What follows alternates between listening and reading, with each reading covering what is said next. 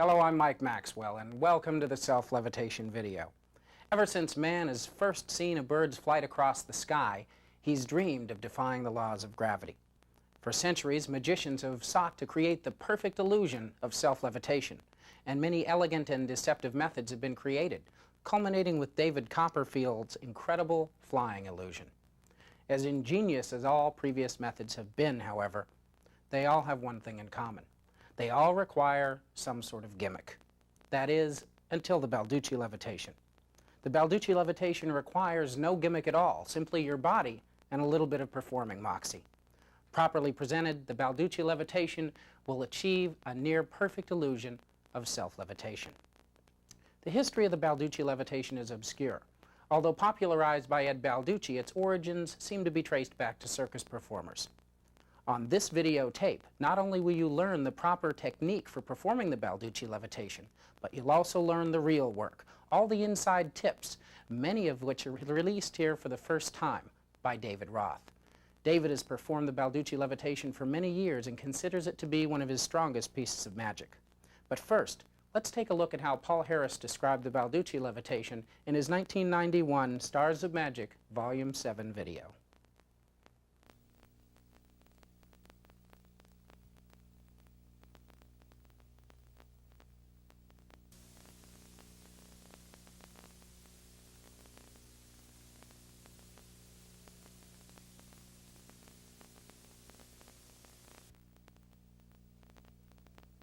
Okay, well, this was originally invented by Ed Balducci. It's why it's called the Balducci Levitation. I love this thing, but I couldn't do it because it was a very angly maneuver. You had to get one angle just right, and if you were off by like one hair, it wouldn't work. And so I didn't do it, but I've always wondered about, doing this perfect, wonderful levitation. And so one day I ran into Jerry Griffin, and I yelled at him and said, "Jerry, we have to find a way of doing this so you can get the angles right without worrying about it." He said it can't be done. But finally, after yelling at him a little bit more, he finally figured this thing out. And so this is Jerry's angle interpretation of the Ed Balducci Levitation, with me sort of yelling at people to get it right. So that's my contribution. And here we go. The first thing you do is you must make sure a chair is sitting on the floor directly facing a wall. So the chair is facing, like you're looking at the wall, like you're watching a TV show. This is your anchor to figure out the angles on the thing. And you want enough room so you can walk out 4 or 5 steps without, like, walking through the wall. And the person sits in the chair, and you take your shoes off. It's like a good presentation point because I think you're doing something really extra special, plus it makes the illusion better. And you get knee to knee to the person in the chair. This is your start point. You then walk forward 3.5 steps, heel, toe, heel, toe. So 1, 2, 3.5. So at this point, your feet are together, everything's next to each other, and then you go 1 step to the left, which is the one distance of a foot. So it's just from here to here. And this puts you facing the wall with the person at 5 o'clock. And this is the right angle to do the levitation. Now, still, this must be practiced with a friend to make sure you get it just right. But this really anchors you in a very safe position to do this thing. And here you go. Now, it's easier to have a chair or a bookcase or something on your left so you can touch it with one finger. That gives you a little balance point so you don't wobble. It just makes things easier. It can't be done without it free form, but it's easier with something to touch. So, both arms go out. And apparently you compress the air to levitate, and you move up on your left foot, on your left toe actually. So here we go. Keep everything together, try to stay steady, then slowly, slowly, slowly go down. And from this side it looks very stupid, but from the person sitting in the chair it looks just like you're floating. So once again, one finger touches, both arms go out, it's up on one foot, and slowly back down. Bend the knees like you're coming down from an Olympic routine. It gives a nice kind of like you're cushioning your fall. Nice touch.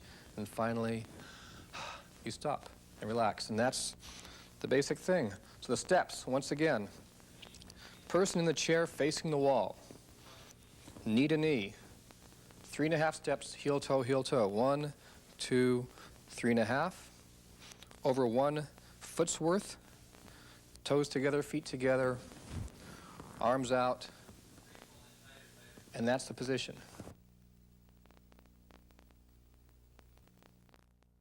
Now that you have the general idea of the Balducci levitation, let's break it down even further.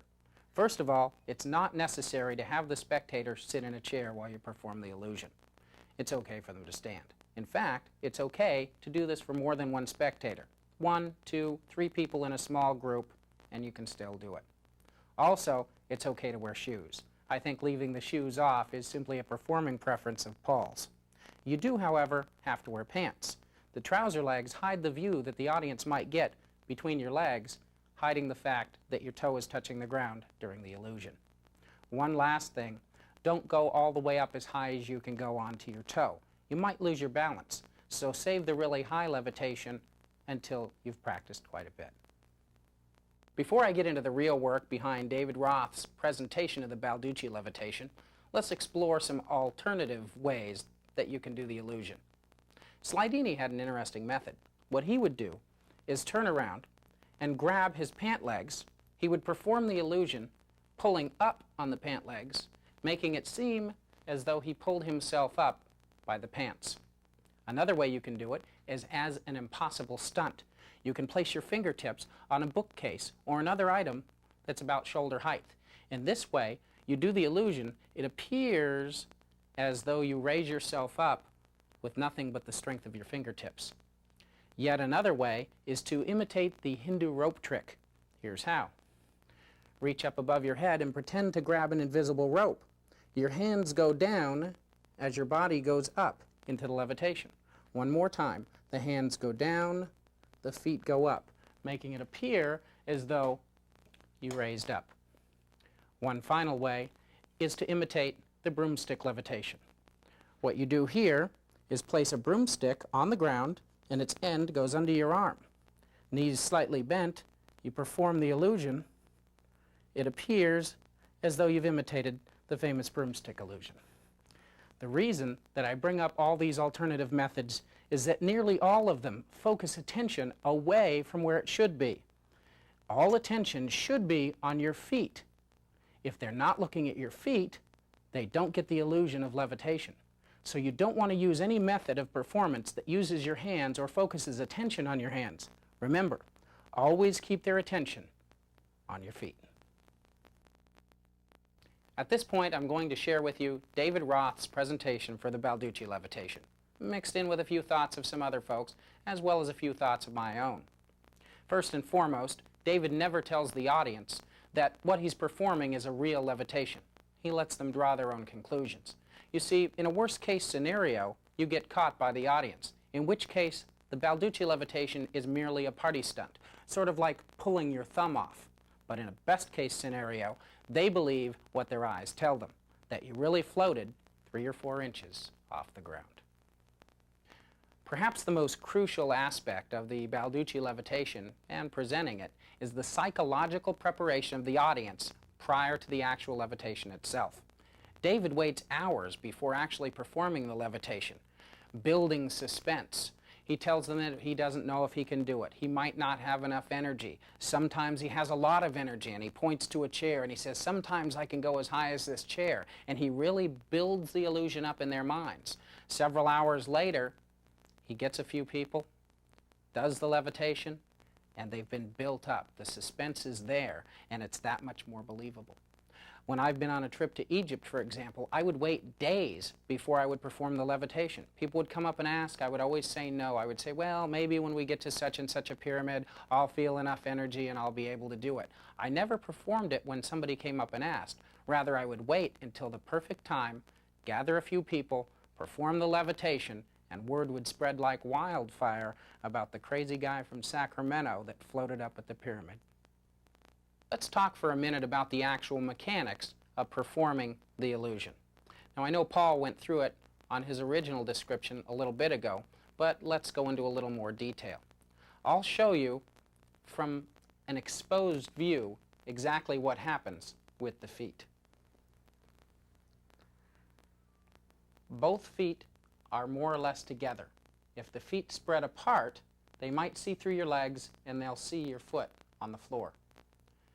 lean forward, putting the weight on the balls of your feet. Shift weight to one side and raise up on the ball of one foot, just like this. Now, when that's hidden with the other foot, it appears as though both feet come off the ground. Let me turn and show you the good angle again that the audience sees. And then you come down. Now you only stay in the air for about 2 seconds. An important point is that when you come down hard. Let me show you. You go up, come down hard, as though you were up in the air a great distance and you had to break your fall with your knees. When you're presenting the Balducci Levitation, start facing the audience. Even though when you perform the illusion they're going to be behind you, you want to leave the impression that you are facing them most of the time. So most of your presentation is done before you turn. Only at the last minute do you turn around and raise up. That's just another fine point of the Balducci Levitation. A brilliant idea attributed to Harvey Cohen relates to the psychological preparation of the spectators. If you want them to believe that you levitated, you must put them in a mindset where they think that you might fall. So here's the idea. I'll utilize our production assistant Adam to come in and show how the spectator should be positioned. First of all, he should be told to place one foot or one leg behind the other, like so. Bend at the knees and place the hands up. What you're going to tell them is that you're going to go up and you might go too high and you might fall. And if you do fall, they're to catch you. In this way, you psychologically set the spectator in one spot. You pin him, thus keeping him at the proper angle. Once you have him positioned at the proper angle to perform the illusion, you pin him in this position, and now he's ready to see the illusion. And again, you go up, you come down hard, and always fall towards the spectator. And they'll stop you every time. A very fine point by Harvey Cohen. When performing the Balducci Levitation outdoors, it's very important to make sure that you work within your own shadow. In other words, put the sun behind you so your shadow extends out in front of you. In this manner, when you perform the levitation, the shadow will be consistent under your feet. If the shadow is off, they would see a shadow or light under one foot and not under the other, thus ruining the perfect illusion of levitation. Let's talk for a minute about where the spectator should be positioned when you perform the Balducci Levitation. Paul was more or less right. He was just, I think, a little too precise. I don't think you need to be as precise as 1, 2, 3 perfect steps and a half a step over. You can actually do this casually. Let me show you what I mean. If the spectator is standing here, you simply stand near them as you're talking. Take a few casual steps, 1, 2, 3, and turn, and now address them again. Now you're in the proper space to turn and perform the illusion. Here's a little touch that I use that makes it more believable that both feet were off the ground when you perform the levitation. What happens is you go up and your feet are together, but as you reach the ground, you spread your feet slightly. In this manner, it makes it seem as though they saw both feet in their entirety as you were levitated. I'll show you what I mean. You go up, come down with your feet slightly spread. In this manner, it appears as though both feet were in the air. This brings us to the question is, what do you do during the levitation? Well, here's what I do. I use my hands to help achieve the illusion of levitation, like this. I lean forward, arms slightly out. This also helps with your stability and balance. And what I do is as I raise up, I sort of flap my hands at the wrists. This makes it appear as though you were sort of flapping and flying your way up. Many times when I performed this, people have said it looked like you were taking off and you kind of bailed out and came back down. So the illusion is that you went too high and had to come back down. Now what David does when he performs is he makes a hissing sound. I'll show you what that looks like.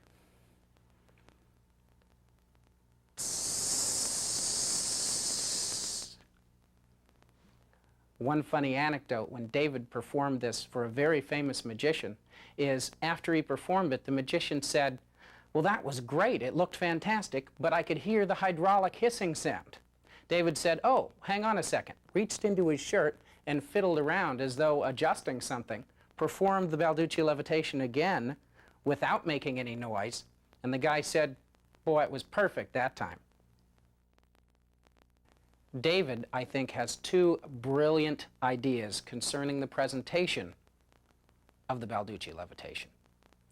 What he does right before the levitation is he says this line, "Watch my feet, they go up first." Now this is a funny line, and they have to think about it for a second, but it cements in the spectators' minds that they must look at your feet, which is where you want all attention focused. Now, perhaps the single most crucial line of the entire performance. You go through all the psychological buildup. You perform the illusion. The audience is braced, ready to catch you. You come down. You stagger. They catch you. You immediately straighten up. You look at them very intently, and you say, "How high did I go?" And you put your you put your hands about 8 inches apart.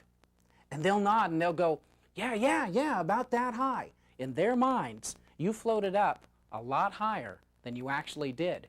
And it's attributed to this one line that David has come up with, where you look at them and say, "How high did I go?" As though reinforcing the fact that you were actually way higher than you really were.